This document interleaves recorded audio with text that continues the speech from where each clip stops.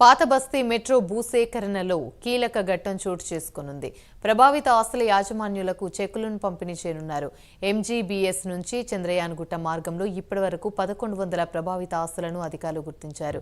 ఇంతవరకు 169 మంది వారి అనుమతి పత్రాలను ఇచ్చారని, వాటిలో 40కి పైగా ఆస్తుల యాజమాన్యానికి సంబంధించిన ధృవీకరణ పూర్తి చేశారు.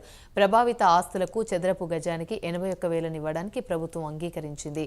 ఈ మేరకు మంత్రి పొన్నం అసదుద్దీన్ చెక్కులు పంపిణీ చేయనున్నారు.